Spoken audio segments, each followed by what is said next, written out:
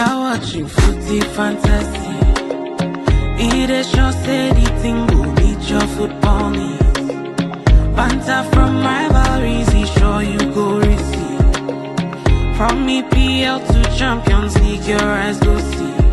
It's Footy Fantasy. You're watching Footy Fantasy. Footy Fantasy. It is your steady thing will meet your football needs. Your football needs. Banter from rivalries, he sure you go receive.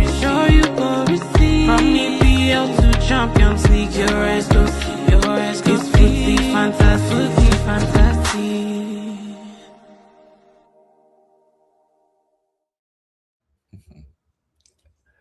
An emergency episode pod. we don't do it. I would say it's probably been maybe 2-3 years we've done one of these, like emergency pod. I think the last one we did was when Solskjaer was fired. When Ole got sacked, yeah. Yeah, we've not done one of these in a long time. I mean, I know we have like 3 United fans part of the team. We have 3 United fans on this episode also. But, you know, this is one of those ones, like, at least for me, it came as a shock. And I kind of had the time. I said, okay, let me find out if people want to join. I'm surprised. I didn't know you were back from your journey to Morocco. I didn't know you were back. Yeah. Early Sunday morning. I'm still jet lagged, but nothing can keep me away from this. Brother, I don't care if I'm a zombie. I have to talk about this. In fact, you know what? Let me before you jump in, let's introduce Chiki, friend of the show, regular member. Thanks for jumping on last minute. Appreciate it so much. And to everybody, we have to do quick admin. Road to 3K Footy Fantasy on YouTube, Twitter, Footy80 Fantasy, Fantasy Footy. And our lovely intro music was done by a friend of the show, Soji, SJ Music. Check it out. That's the lovely intro music. Let's just dive in because this is going to be a quick one. We'll try to keep it, quick rather than long. Let's start with Chiki before I want Oga Kwame to be, stewing. Let's start with Chiki. So Amorim was sacked, but anybody that's been living under the rock, if you didn't hear, he was fired this morning. And I think the official statement said something along the lines, I'm going to paraphrase, where they said, he has departed the head coach. I think that was very interesting that they made sure to say the head coach, Amorim, has departed his role. And we feel as a club, we're 6 now and a couple of points of Champions League places. And it gives us the best. We have to make decisions so that we have the best opportunity to make Champions League. Something around that. That's what it said. And he was here for 40 months. We thank him for his services, blah, blah, blah. Chuki, Amorim sacked. I guess what was your first start when you heard walk us through your thoughts when you heard this? So I'm not gonna lie, because the official stance of the club was that Amorim was going to be given at least 3 years. Correct. And if you didn't believe that, then you're not following what INEOS. You don't know. You're not really following what INEOS, the way they basically operate. They were going to give him 3 years. They were going to give him 3 seasons. Don't get me wrong. This would have never happened if he did not have the fallout with Wilcox. Let me rephrase that. This would never have happened if he had not brought out an emotional response to that fallout to Wilcox in front of the cameras. Yeah. Behind doors, it could have been fine. So this sacking is directly a Ratcliffe's sacking. Yeah. And this is Ratcliffe's MO. Ratcliffe is a person that rolls by fiat. Is like, if you do any kind of thing that goes against my public stance, I don't care who you are. I don't know. I don't care what position. Let's talk about position. This was the head coach position that was a contractual position that Amorim accepted when he signed the contract to United. So all that I'm here to remind the thing is really just a kick out to the public, lashing out because he just had a meeting with Wilcox that went badly. Meeting was about, by all reports, I'm not a reporter, we follow reports that are coming out. Yeah. Are the transfer strategy going forward, especially for when the January window opens, Semenyo, and the tactics, the formation. It was reported that the game before Wolves, the game the before the game we played against Wolves in the training session, United in their regular training session, they practiced and they trained using 4-3-3. Yeah. Right? And that 4-3-3 was not because Amorim wanted to pivot. It's because Wilcox, as a director, told him you have to pivot to 4-3-3. Correct? Okay. Right before the game, in the lesser, the light training session right before the game, he comes back to the team and he reverts from the 4-3-3 that they practice for the game to back to his 3 system. Oh, wow. Okay. And then he was given like incoherent, people even said mumbling response to why this is the reason why right before the match. Right? Okay. This specific act itself was the lash out to Wilcox.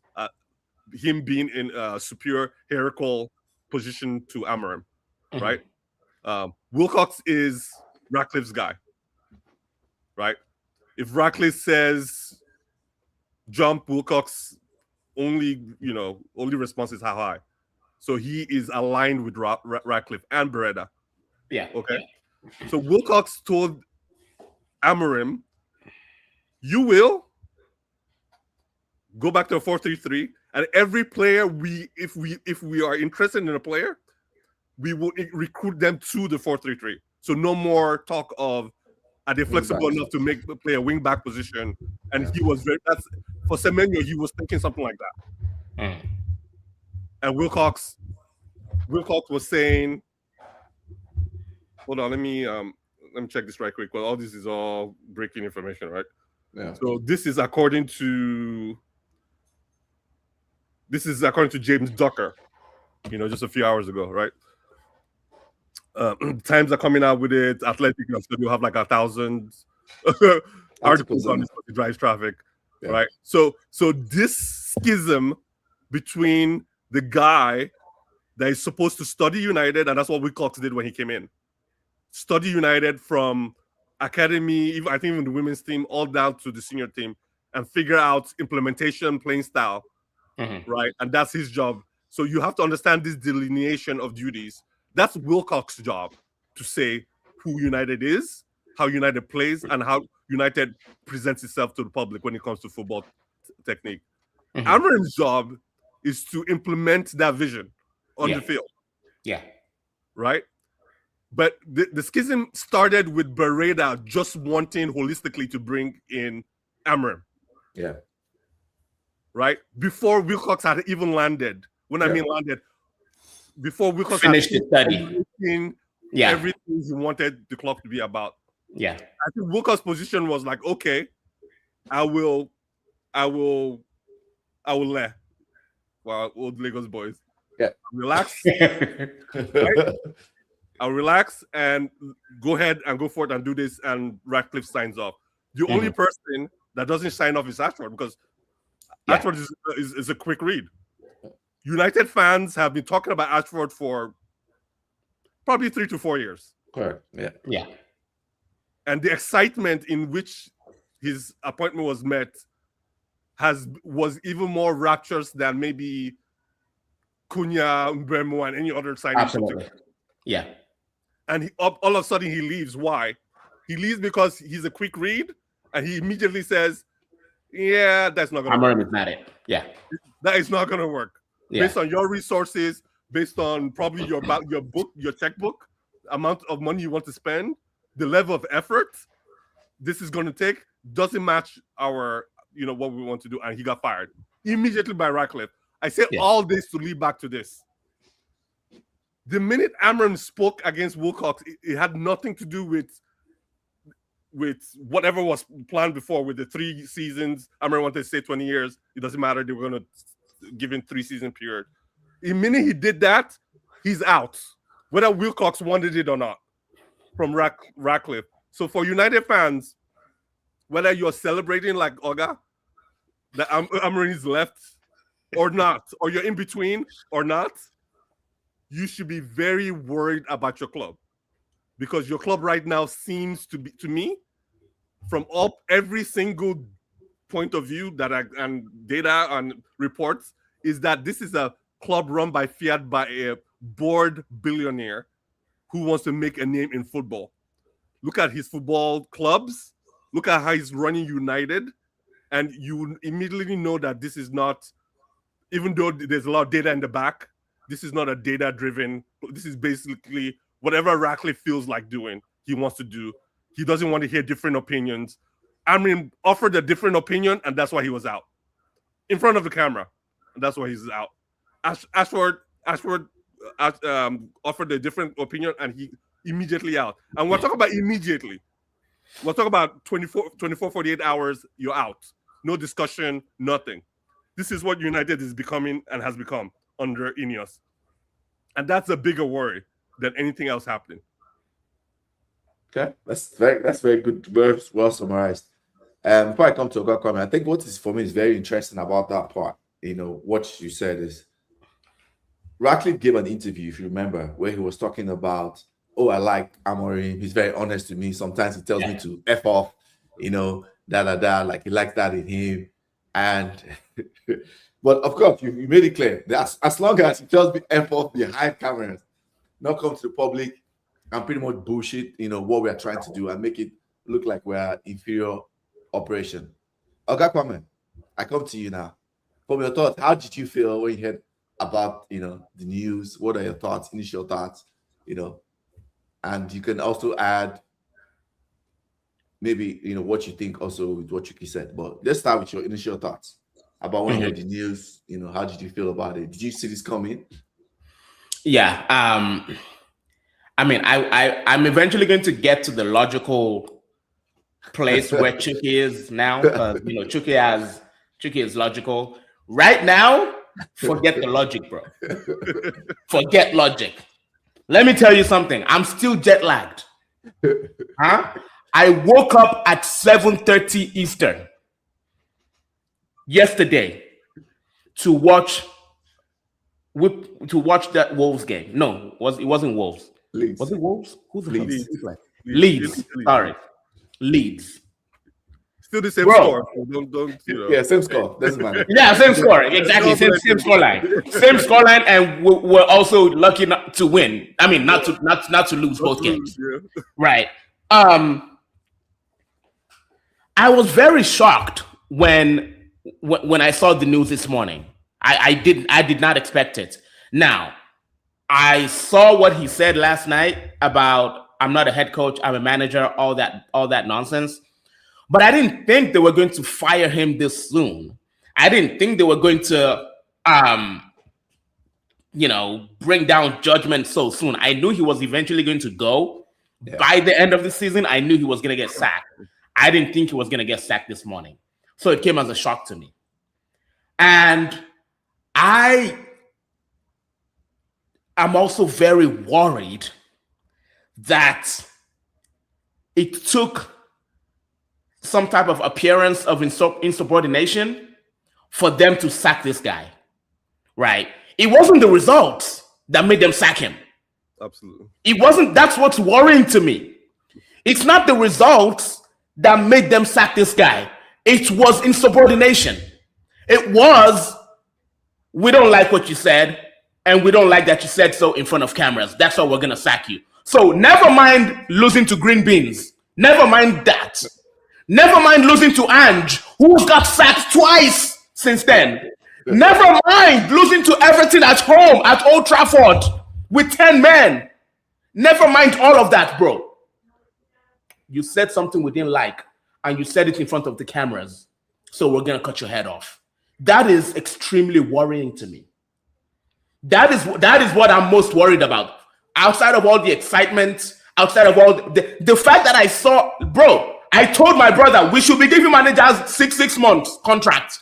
Forget this whole 1 year, 18-month contract. No, bro, how did I call this guy a fraud in March of 2025? And it took you, man, until January of 2026 to sack him. And it wasn't even because he's a fraud. You sacked him because he was allowed a rude fraud. That's why you sacked him. This is worrying to me. Time and time again, this INEOS administration, brother, they are moving like They are moving like another kind of administration we cannot talk about right now. They're moving like that.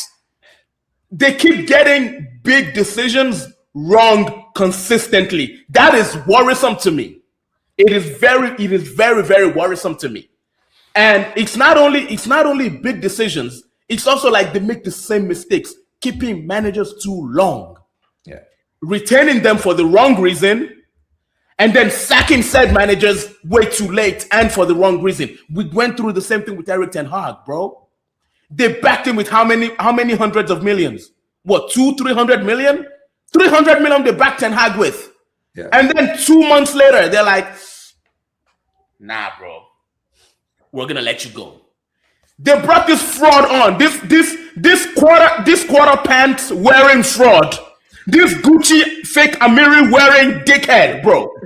This perm weave wearing head gel using fraud, huh? Wearing a long coat like a BTEC Arsene Wenger, right? To my club. We have no more left wingers, bro.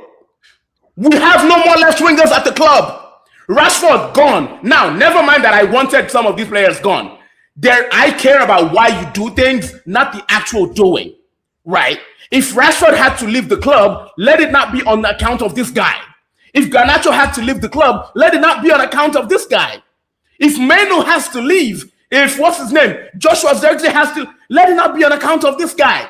We've let players go. Jadon Sancho, another fraud. But again, the point is, you have made big permanent decisions because of this fraud. This hush puppy of football. This man that we should have taken swimming before we made him our wife. This man that has the credentials of a daycare teacher. This man that wants to be like Mourinho so bad, bro. The closest thing this guy will be to Jose Mourinho is holding the same passport. That's the closest thing he will ever be. This man was in my club for 13 months. Pain after pain, bro. 14 months. Pain. Huh? 14 What months. you say? 14 months. He was there for 14 months. 14 months. And all the points, I'm not going to interrupt you, but and all the points he accumulated in his 14 months was exactly 14th place in the league. If you added all the points since he got here, Brother, everybody else, who shared the picture in the group this morning? Enzo Maresca has played 93 games or 90 whatever games. Has the same amount of losses as Amorim. Amorim played 53. What are we talking about, bro? How did I get to this point? I thought it was going to get better after Oli. Then Ten Hag came and showed me fire. I thought when Ten Hag left, it was going to get better. Then this guy, this fraud, came and showed me, it's about to get even worse. Brother, we finished 15th. Huh? Then we lost to Spurs twice. Then we lost to Green Beans. He said lost to Spurs twice. He lost to Spurs 4 times. 4 times. 4 times. No. I think we lost to Spurs 4 times in the whole season. Amorim himself lost to them maybe twice. 3 times. 3 times. Yes, 3 times. Bro, this is long overdue. And now at this point, I'm looking at the leadership. I'm looking at the leadership because now this is 2 managerial decisions where they've gotten wrong. Now, look, it's okay to get decisions wrong. When you get them wrong to this magnitude, brother, we've never been a 3 at the back football club, ever. So now we have wired the team. We said this, bro, we said this sometime last season. We said that there will come a time when this guy will get sacked. And then the team will have changed so much that we cannot go back to play a regular 4 at the back system. Tell me which left winger is at the club right now, and don't mention Cunha because Cunha is not a left winger. It's not a winger. It's not. well, He's not a left winger. If we went back to a 4-2-3-1 or a 4-3-3 right now, who can play left wing? okay, so let's be accurate here. You know, even though I love the pylon, trust me. When I said Wilcox relaxed, part of Wilcox's strategy, even after Amorim onboarded, was for every player they got, whether it's Cunha, Mbeumo, whatever, they made sure they got people that were flexible. So they had like a contingency plan, right? They had a contingency there that they will get flexible players. So who can play left back? I mean, who left wing? But that's unfair because that's one spot that he laser focused on, right? Every other wing is the same, like the right wing, like Ahmad and I can play right wing. Mbuemo.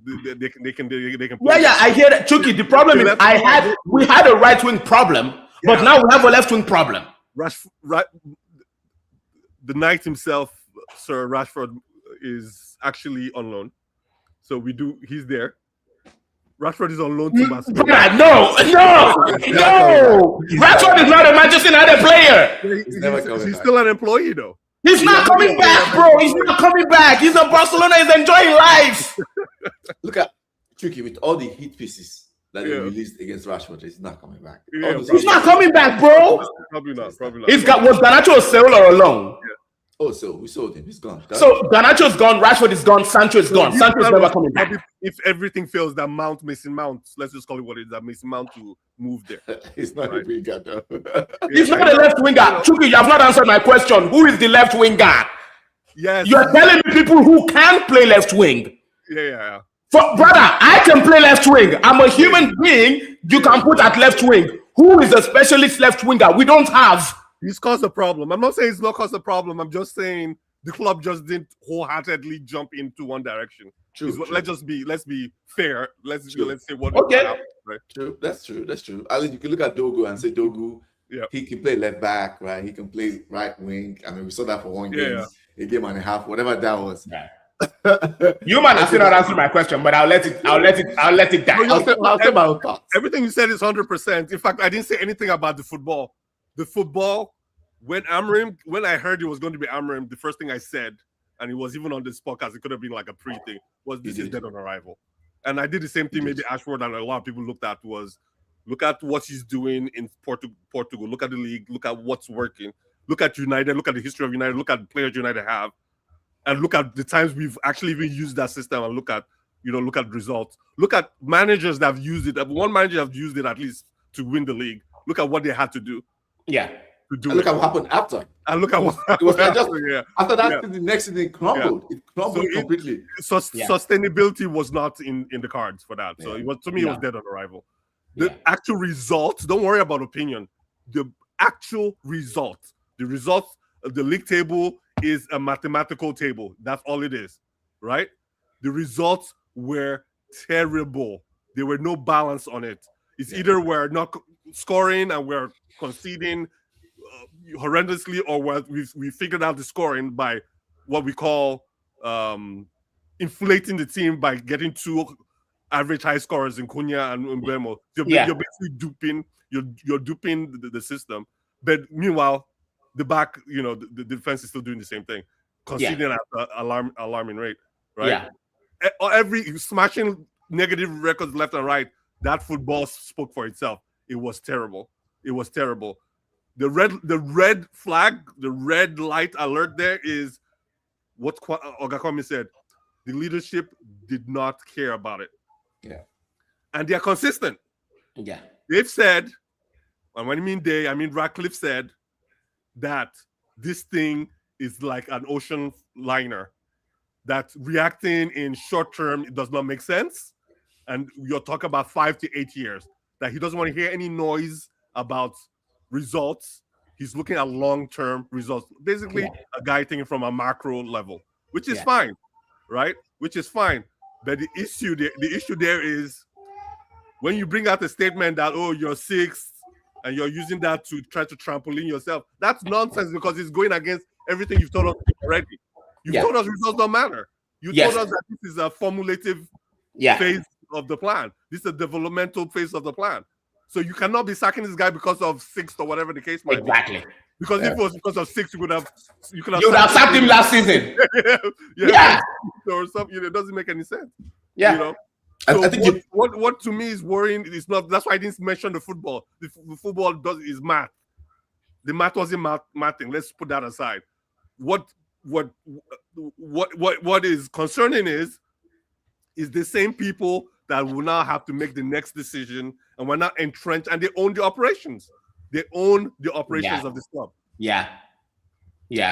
They do. You know, you've gone into the second part of how I want to like tackle this. Before we go into like predicting who's going to take over.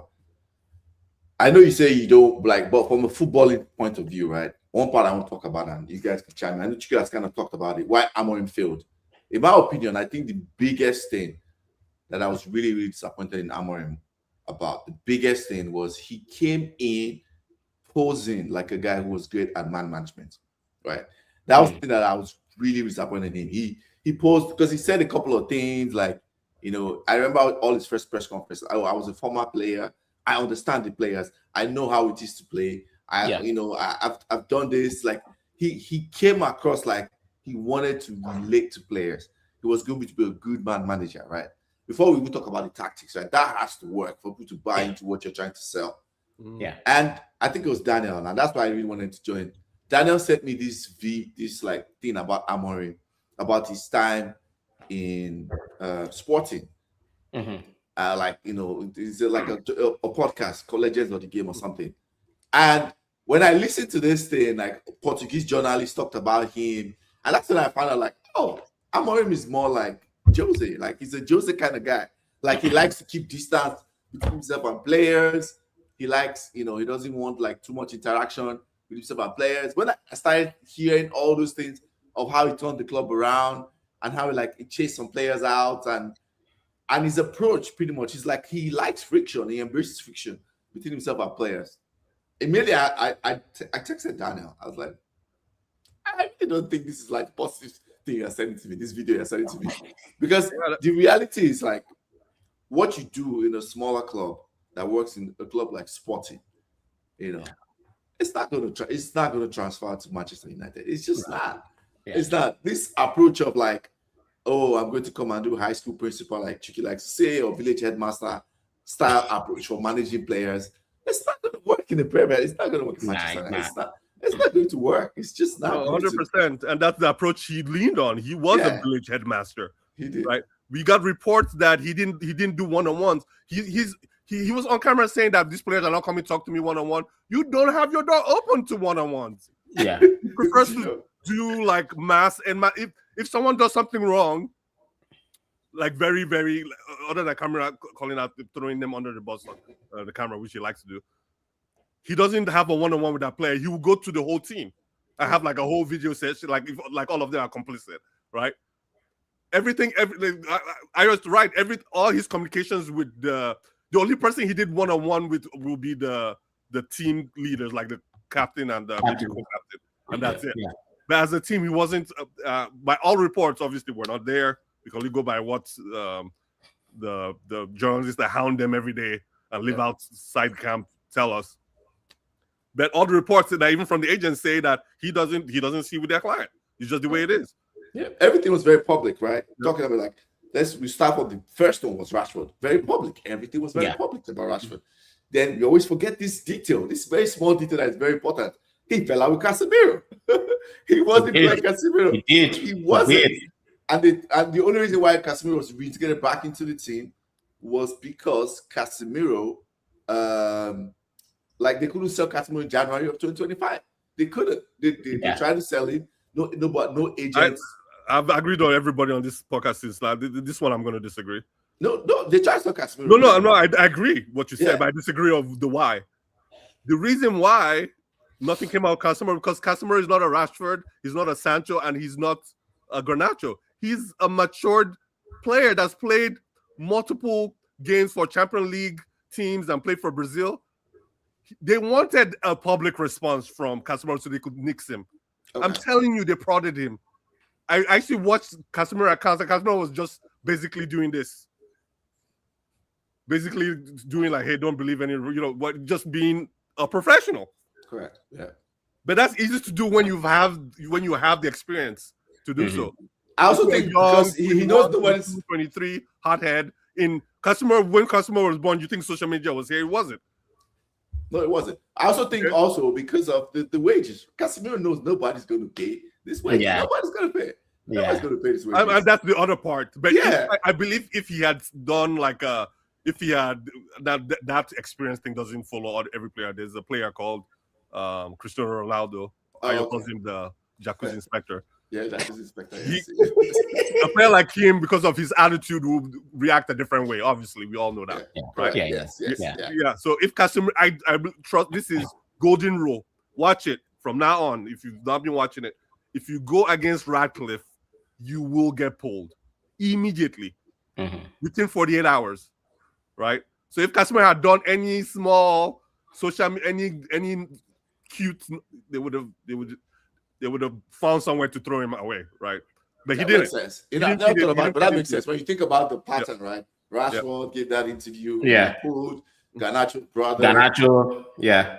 He got pulled. You know, I'm surprised Maino. Look at Maino. I'm surprised Bruno didn't get pulled. Has Maino been pulled? Because this injury. No, because he didn't go to, according to this. That was his brother though. That wasn't him. Yeah. But Bruno didn't get pulled. Bruno has come out and Bruno has captain privileges, like I said. Like okay. Get the one-on-one. I guess Garnacho got pulled because of the interview he gave, right? Immediately after Europa. Okay. Look, they said when he said it the same day, Amorim went into the dressing room and told him, "You better start looking for a new club." Yeah. So it's like once you do it, there's no recourse. There's no this was a mistake. Can we talk about this? I won't do it. No, it's gone. Same thing with Amorim. It's gone. And that, to me, that's worrying. That is very worrying. It is worrying. And we'll take comments quickly. Benvedo says this is must-see TV. I know, I guess United being bad. Are you guys happy about this? Sean T, I guess I ask Oga comment. Sean T is asking, are you happy about this? Fine. Depends on who's asking. Is this an answer? I'm very happy about this. I'm very happy about this. But going back to, I'm not happy about the reason I'm happy. Right. I'm not happy about the reason, because what this tells me is that the reasoning they're putting into these decisions, very, very warped. Very warped. I don't like it. If you're going to sack a manager, this shouldn't be why you sacked him, right? This should be like the straw that broke the camel's back. If he hadn't spoken yesterday, he would still be in post today. Yes. He'll be sitting today. In fact, if he was sitting in 10th, 11th today, and he was silent last night, he would still be in the position, which is even more worrying to me, because we bring in the next man, right? And next man puts me back in 15th, right? Man puts me back in 15th, but he's a complete yes man. Oh, he will stay forever. He will stay for that's what this means. What this means is the next person, as long as they're a yes man, it doesn't matter how poor they are, they will remain in position. So which is very worrying to me. And to your question, are you about where did he lose it? Where did Amorim lose it? Was that your question? Yeah. Which is why do you think he failed? Like, he was wearing too much designer.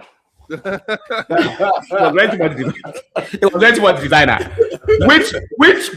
Which coach knows how to coach that is wearing Balenciaga and Gucci and what's that one like Moncler? Yeah, right. This guy's wearing his 5-year-old child's pants, right? Wearing useless, but where he lost it, for me, where he lost it was from the very beginning, where we saw very noticeably for the whole world that he's not very good temperamentally. And it's okay. I mean, football is a very emotional game. I get it. But you see, one time when he said, "Oh, I hate this job. I hate everyone." Right? I'm the worst thing I've ever. Sometimes I like it. Sometimes I hate it. Sometimes I like it. Sometimes I hate it. And then he comes back and says, "Oh, I apologize." I think what that does is, bro, the players are looking at you like, brother, we cannot even go to war with you, bro. Yeah. When the chips are down, you're gonna throw your toys out the pram. We cannot go to war with when our backs are against the wall. We cannot look at our coach. We cannot look at our coach for inspiration. Brother, we are taking penalty. This man is looking like this. What are you talking about, bro? You can't even stand to see your own players miss. You can't. How are you gingering these people? I think that's where he lost it for me. For me, that's where he lost it. Now, again, for INEOS, I think it's obvious that he lost it when he started disrespecting them publicly. But I knew that he was not a good coach as soon as I saw that, that instability in his temperament for me. That's where I lost it for me. I think for me, I know Chucky probably has some thoughts. Then we'll go to who we think is going to, I guess, who do we think is going to take over, interim and long-term interim, because it looks like that's what they want to do, apparently, to get to the end of the season. I think for me, the thing about Amorim that struck so many red flags to me in my head was he just seemed like somebody like when he was doing press conferences, right? He had all the right answers in quotes, according to most people. He spent so much time like trying to sound so good in press conferences and like throwing people under the bus in press conferences. But when you flip that, like when I'm watching how he was managing games, consistently United were terrible every second half. Go and watch almost all our games. Our second half, once the manager sees that, this is what you're doing. Oh, this is where the spaces are. Okay, I'm going to attack the spaces. There was no reaction. Yeah. There was zero reaction. Whether it's even in Europa games, right? All the games we won in Europa League, right? Go and watch those games. We had won those games from first half. Second half, once the manager made any type of tactical adjustment, our pants were pulled down. He could not react to it. He could not. Even the games we won late, Lyon, you could see that was just vibes. His substitutions were always preloaded. Yeah. Exactly. Like every time he wants to make a change, it's like, I'm bringing on Euro, I'm changing a defender for a defender. That's what a defender. Always do that. It doesn't matter if we're winning or losing. Even that, was it Benfica where we won in the last minute in the Europa League at Old Trafford? Was it that one in the Europa League? Lyon, that was Lyon. Lyon, sorry, not Benfica. Lyon. Where Matic was talking to before the game. Right. Bro, he brought on Maguire. Right. Maguire became a striker. Maguire became a striker. Like, this man there has never been, the only sub he made that I remember this season that changed the game was that yesterday's game against Leeds. Brought on Xerxes, immediately assist, goal. Right. And then he lost his job the day after. But the man does not do what coaches are paid to do, which is impact games. Like, you see a game is going left and you're like, this is what I'm going to do to change it. Or you see that the opposing manager is obviously attacking an open weakness in your team and you don't know how to react. It's like all his subs are like preload. He decided last week that this game, it is Euro and Maguire that are going to come on as substitutes in the 63rd minute. And no matter what is happening, Euro and Maguire will come on as substitutes in this. It's like it's a quick sim. Yeah. It's like a quick sim in the game. It's crazy. He does not have the attributes of a coach. He has not made any player better, and he has not made any game better.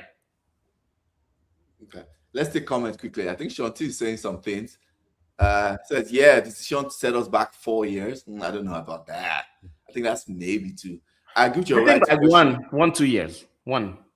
But what compelled them to do this is messed up. He says, if you guys are open to me joining the stream and I have some different opinions, interested. I don't know who this Shanti person is. We don't know who Shanti is. We cannot invite you on right now. Maybe next stream. You might say a madness. You don't know you yet. Next stream, we'll see. We'll consider it next stream. This is a quick reaction. Kiki, I know you had some thoughts. So yeah, you have to screen people, I guess, to come on.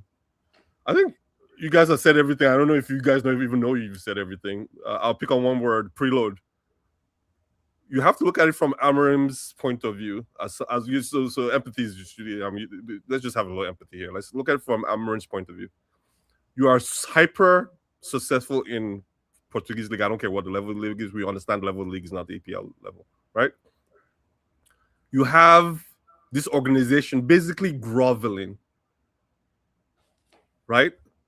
Saying, if you're look at me, if you're at home watching this, when INEOS went to Amorim, they were basically telling him whether they said it or not in their contract, whether they tried to belittle him in contract or whatever. They were basically telling him that we want you to be the face of United. Yeah. We want to replace United's culture, United's history, and United's next vector pointing forward with you. Whatever you have cooking here, we just want you to import it, parachute it into United. Imagine being a coach in Portugal, highly successful, and you have this proposition. And the proposition is so heightened that they're not saying that, hey, have some time. You have specific, we're so delirious about losing you. We want you to make this decision in this short amount of time. I mean, I can imagine his discussion with his, I don't know, with his wife, his girl, I don't know, his family situation. Right? Imagine that discussion. I think he's married. Yeah. Yes, imagine that discussion with his employers at Portugal. Yeah. Like, okay, this is it. Yeah. I've made it, bro. Yeah. Mama, I made it. History of this club, and they're saying they want to erase everything and bring what I'm cooking, this three in the back, to make it the ID of United. Especially the fact that West Ham rejected me. Let's remember this. Yes. Do you remember this? Like, he went and took interview with West Ham. Yeah, on the low. Yeah. And it came out. Yeah. And he had to apologize. Yeah. And West Ham said, no, we're not interested. Empathize with that. So when he comes to United, of course you don't change the formation. It's the whole restaurant. It's everything. This is the ride. This is Disney.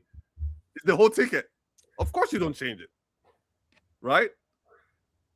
It's preloaded. It's preloaded. Second thing is INEOS goes to, this is how useless. I can have a whole podcast on how useless this organization is, but that's They went to go hire, and this is in the language in the contract, a head coach is who they wanted to hire. Yeah. But rather than hiring a head coach, they went for a manager. They went for a manager who is, anybody that's worked in a big organization, if you're working in a big organization now, you have your senior manager, you have your manager, you have your lead. You know why? Your senior manager and your manager will set the macro vision and macro methodology of how your team will work. Yep. This is Amorim. This is, if you don't understand that, this is Ferguson. Right? You know why your lead is there? Your lead is there for tactical reasons. If something goes wrong, the PO didn't go right, or the design was wrong, they'll use their experience to change the reality of what's going on. So when Kwame is talking about in the second half, he's not doing anything, it's because he doesn't have the tools to do anything. He's not a lead. He's a manager who's supposed to be a lead, who was hired to be a lead, who was hired to be a head coach. But he can't change. He can't change what he's seen in the first half and come into the second half and reformulate something. It's not his strong suit. He can't do it. You saw it too many times for it to be a corner case. It's not a corner case. It's the norm. Yeah.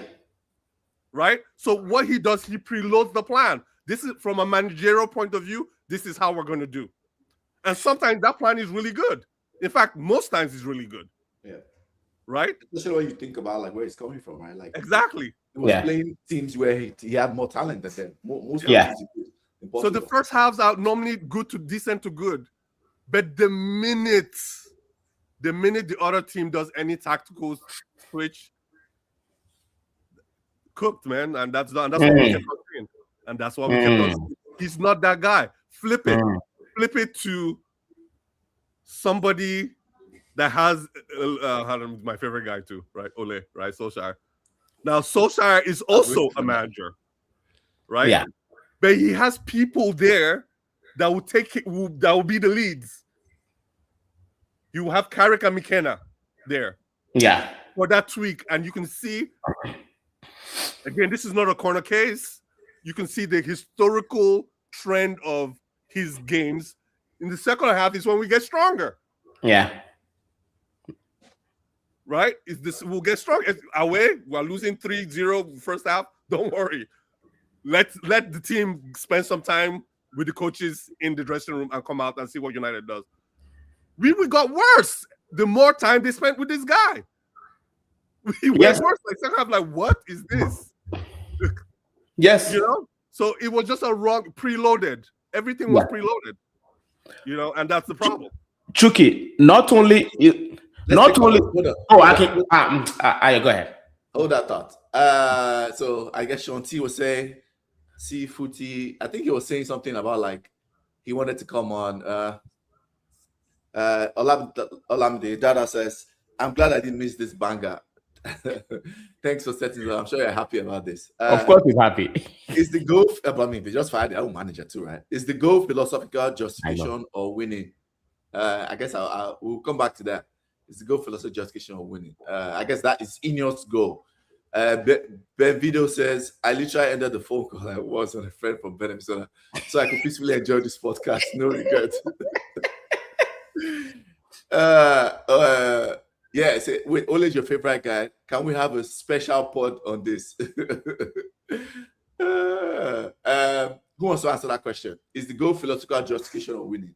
I'm not sure what that question is in reference to. Was it about what Chucky was saying? I can answer it. Yeah. Go ahead. I can answer it because our organization is very transparent. They've already said that they would like to win, but the goal really is not winning right now. We have a plan stated out in public about when they think they can challenge for like the Premier League. 2028. They said that. Yeah, 2028. 2028. It's already stated. It's stated in black and white. It's in PR. A big organization has press wires. We put out press wires. It's to the general public. Everyone understands the vision. Everyone understands the strategy. Everyone understands the goal or objective. So that's the goal. It's not the question what the question is. But if you're asking about winning, right? If you're asking about winning is relative. When Amorim came in, United were in more than one competition. So maybe it was okay to finish 15th with the opportunity cost of being able to play that final against Spurs, the worst Spurs side in history, versus one of the most open managers probably that have ever graced the Premier League. Ever. Right? Okay, so maybe that's that. But understand right now, United probably has to a factor of 2 or 3 times more rest than any regular team. Because we don't play those games. The manager has the team he has all our resources. Our injury record is probably as great as it has ever been. Correct. And we're still here. You know, we're running probably at par with Chelsea. That just did more competitions. They played the World Cup, you know, the World Club, whatever you call it. Yeah. Right? Overextending themselves. Liverpool went full gas and won the league last year. So it's not a comparison thing. You're looking at from resources, apples to apples. We have the freshest squad probably in the EPL. Up until recently when we got exactly. Other than the AFCON. But everybody has, that's why it's like 23-man squad. Yeah. Right? Actually, yes, you're right. Now that I think about it, you know, I always assume that Mbemo and Ahmad are injured. They're just in AFCON. They're just in AFCON. That happens. And that's temporary. That happens. Everybody, you know, it's just the luck of the draw. Okay? So, yes, United should be winning compared to, and you have to treat every season differently. Last season isn't this season. When you look at this season, the opportunities to win versus the rest we're having versus the quality of squad we have, I think he answers his own question. Okay, let's do a game to wrap it up. You know, let's do a game. Who do we think is going to be the long-term interim manager? Okay, come on. I will start with you. Who do you think? Well, they already said. Who do you think versus who do you want? No, long-term interim. I think from what I read, right, Fletcher is going to take the Burnley game. Maybe you take the Brighton FA Cup game, you know, and then they will get to. They're casting a wide net to get, according to them, casting a wide net to get an interim manager to the end of season before they look to hire. So they are not looking to hire a permanent manager now, according to what they say. But they say a lot. As they shouldn't. Yeah. Yeah. Okay. Well, Who do you think they'll get? And also, who do you think? And who do you want? Let's do that. Yeah.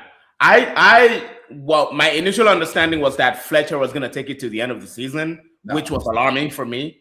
So that's good news.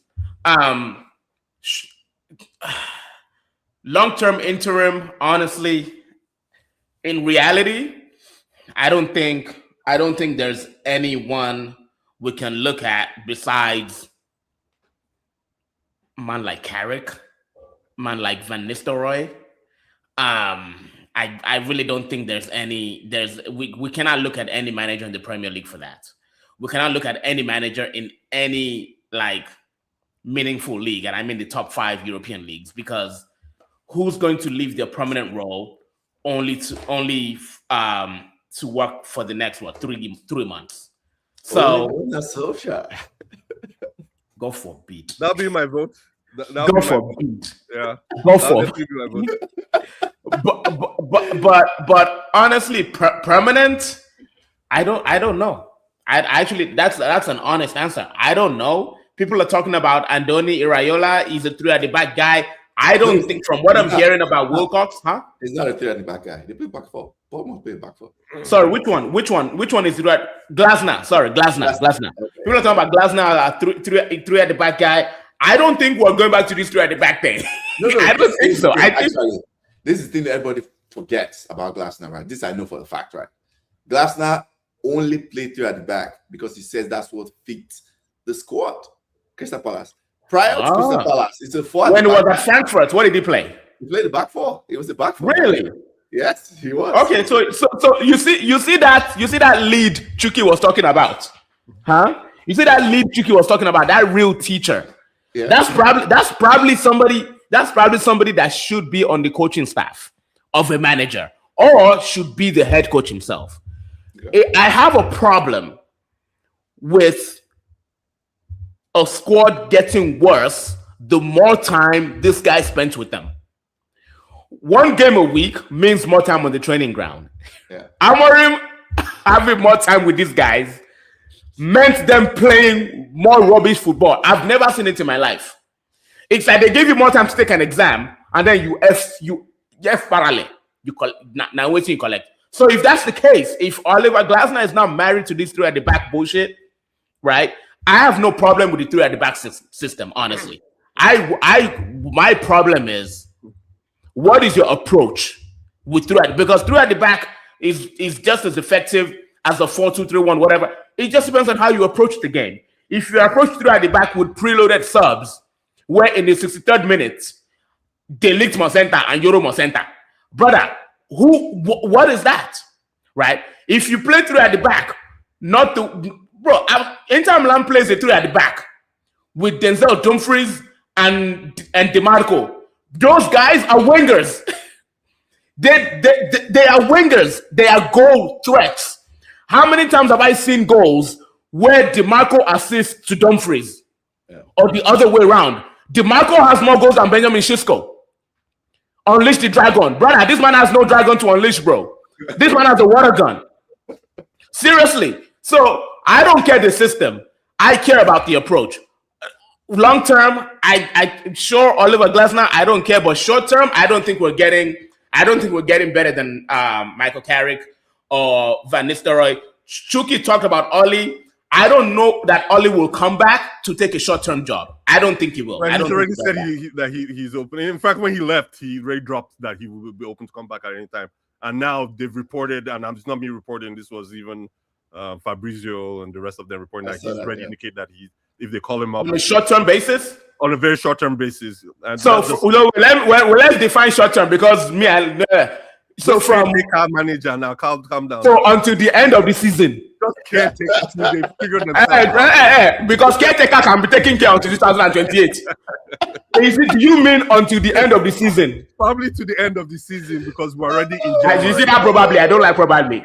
Is it to the end of the season? If it is to the end of the season, bring Oli back. I know this sounds crazy. Bring him back. If it's until, if I'm not going to see his face beyond May, bring him back. Bring him back. What if we win FA Cup? I have no power here. We win FA Cup, they just show They show Ferdinand say, give it. Give it, Ali. Give me a blank check. Yeah, after winning 5 in a row, and that guy can cut his hair. Give him. Okay, Bro. So here's the thing. Here's the thing. Before I say what I want to say, I'll say this: 100%. If you're a hater and you're a rival, you have fun with this, is fine. I'm just talking about the Red Devils out there. United is not about cowardice, and Amorim brought cowardice to us in spades. He did. In spades. I agree that. Yeah. It was so humiliating, embarrassing for a very, very long time to be having 7, 8, 9 defenders versus 10-man Everton. Just stupid things like you said is the approach. The formation itself, like Oga Kwame will say, you should probably talk about with or without the ball. It depends on how your system looks in that formation. But the ethos is just as important. When they say managers reflect their club, yeah, the reflection was of cowardice. Yeah, Kwame talked about covering the eyes, can't watch of cowardice. Yes, very cowardly. Yes, very coward. And if we ever make a mistake and be in front, we're off the gas. Oh, absolutely. We're off the gas. Like that's it. Like it's like we're lucky to even be in front. So let's go up the So let's put that aside. So for me, that needs to be fixed for our final, not for caretaker, obviously, because it's a band-aid. For the whoever I'm like, we all got like I really don't care who the final is. I don't care because there's INEOS is here. If INEOS gets fired tomorrow, or if Glazers leave and someone else buys, then we'll have a different discussion. As far as INEOS is here, I know they have no short-term winning objectives that they're planning and executing to. They'll take whatever happens if we win a cup, or they'll take it, but there's no in the plan. Every organization has a plan, right? Yes. Yeah. In their written plan, there's no winning, there's no short-term winning, so it doesn't really matter who the manager is. I'm just saying for ethos, that person needs to be brave. All this Gary Neville and Charles, you see the video of Charlton going around. They need to be brave. They need to play the Manchester United way, meaning take risks, entertain the fans that pay hard money to watch the game, and the frustrated fans like Oga, right? Give us something to feed off of, right? Go at it. Let's go, right? Let's go. Yes. So that needs to be there. For the caretaker, me, obviously I'm biased. I'll go first. I'll go immediately to one of our most successful caretakers who's out there, right? UFR technical director, technical guy in Solskjaer. I'll also have RVN there, and I have Carrick because they're free. I think. I don't know if Van Nistelrooy, I don't know if he has a job. Yeah, Van Nistelrooy doesn't have a job. Okay, no. Carrick is at Middlesbrough. Carrick is at Middlesbrough. I have a job. No, Carrick also doesn't have a job. Yeah, he does. Yeah, he's out, I think. Oh, okay. I thought it was only Van Nistelrooy. Okay. I will, and Ollie has already said I'm available, and he can call Carrick. Carrick is very loyal to Solskjaer. In fact, the reason why Carrick didn't stay because they asked him to stay was because Solskjaer left. Yep, I remember that. So that's why he left. So Solskjaer, Carrick, McKenna probably won't come because he has a good game. He's going to qualify Ipswich. He's going to come back with Ipswich. Those three, screw INEOS. Don't worry about INEOS. Screw them. Those three will handle that club on all of our behalves. So it won't be we're here to take. They'll try to put us in the best position for the next season, to get the highest position we can for the next season, because of the pride three of them have in the club. Yeah, they understand. I don't harp on old glory because 90s are past. Let's just bury that. Oh, I think it's important. I think it's sheer knowledge, and that's something because I know I laugh at it a lot, but like over time, it's sheer knowledge is very important. Like I don't want to overhand. I don't because I normally overhand. I don't normally, you know me. That's what I'm saying. In this case, I think it's very important to bring somebody that reminds the players, like the fans, and like what Manchester United is. I think it's important to have. I just didn't want to emphasize it. I'm just saying. Nobody on that Amorim coaching team had that. Not one. Bro, they had a 30-year-old manager, a 30-year-old coach. I'm older than that guy, bro. I'm older than him. If I'm older than anybody on your coaching team, brother, get out of here. These things matter, Oga. You said it. These things matter. Yeah. I don't know if it's ETH or Solskjaer, one of them had McLaren on there. There's a reason why. There's a reason why. It was ETH that had McLaren. I do think my choice is Carrick too. If they can bring Carrick, if Carrick wants to come to Solskjaer, I'm fine with it. Short term, again, Yeah. INEOS. Maybe I'm not as fully negative as both of you guys on INEOS. Of course, I still have so many red flags about them. I'm worried about them. I'm not yet fully all the way that I think that it's going to end terribly, but I'm seriously worried about them, of course, because they made three. You said two. They made three bad decisions: Ashworth, Ten Hag, and now Amorim. Yeah, so they made three bad decisions. So I'm very worried about them. But I guess I'm not there fully where I feel like they are just here to like govern by fear completely, and they don't really care about winning. I don't think I'm there yet. I think that's tricky. That's Chuki's stance, and maybe Ogakwame. I think I'm more slightly middle where I am for now. I think that's because you look at the players they brought in and you're like, these are decent footballers. I think that's why. I criticize players the most, remember? Correct. And the reason why I criticize players most, not because they are decent footballers. I just think like by the time we're going to be ready to do anything serious, they would have started declining. It screamed short term to me. It did. And I think it's okay to get peak age players. I was fine with peak age players. But I think where we could have gotten the most impact was the striker point. You know, I kept saying this. I didn't know why we didn't go to get someone like Austin, man. Like that's what we should have done. If you want to get PKH, yeah, I think the wages were not realistic with Austin, man. Bro. Okay, fair, but they should have gotten an experienced striker. No, let's not do that. Let's not do that. So the problem is with all these wages and who they should have got. Who they got is fine, but who they didn't get is even more salient here, right? Our midfield is almost not there. Yeah, talk about the left side. Midfield. Yeah, they're gonna pay. They're gonna pay at least 28 million big ones for Amorim and his staff. Yeah. Yes. Severance. Yeah. Look at how much severance they had to pay for Ashworth. Was it about 4? Yeah. Add that to that. Plus add that to the compensation they paid Sporting to take Amorim. Exactly. They had to pay Ten Hag. So now you're in the 40-ish opportunity cost million, whether pounds or euros. Yeah. And you don't have a good box-to-box defensive midfielder. Yeah. Like these things cost. Decisions is not bad decision. It costs. It literally costs. Yeah. It does. So for me, Carrick, if the Carrick and Solskjaer come back to the end of the season, I'm fine with it. Who will get long term? I don't even know at this point. I think it's too early. For me, it's too early. If we get that short term right, well then that gives me a little hope for the long term. I just want one of these short term, maybe Carrick or whoever. Let me raise armpits, bro. let me put up some armpits. Just give me a light Carling Cup. Carabao Cup. Give it to me. We're out. No. If that's FA Cup is one. FA Cup. Give me a light FA Cup, bro. Let me show armpits. I want Champions League football because I want the long term. So I want Champions League football. That's mine. So yeah, same here. I want both. Why not? Why unite? Let's be bro. If we're top 5, we can get Champions League.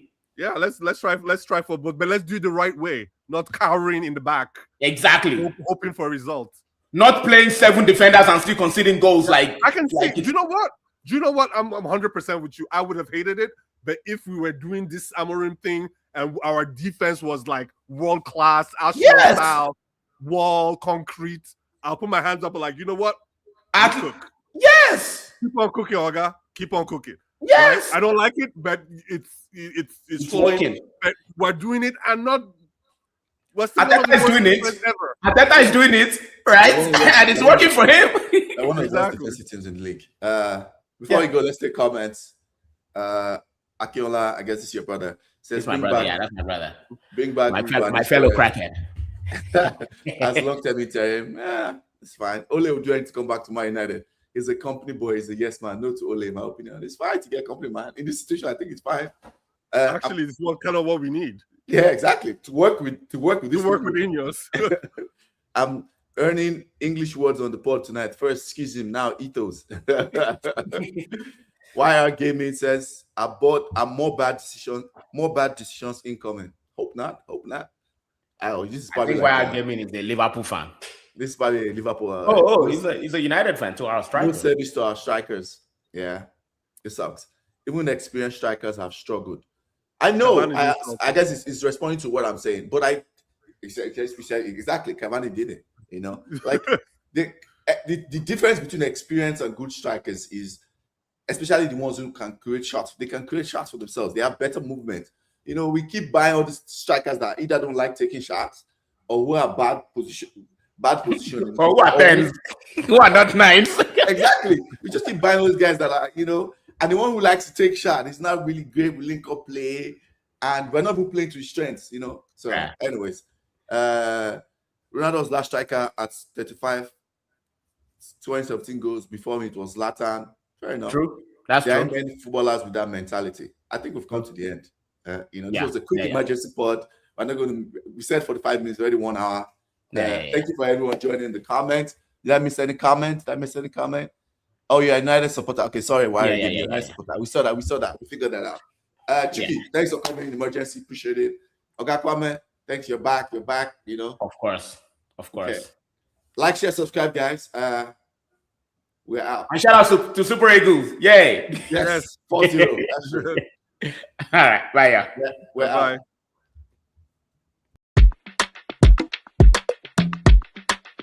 You're watching Footy Fantasy. It is sure say the thing will meet your football needs.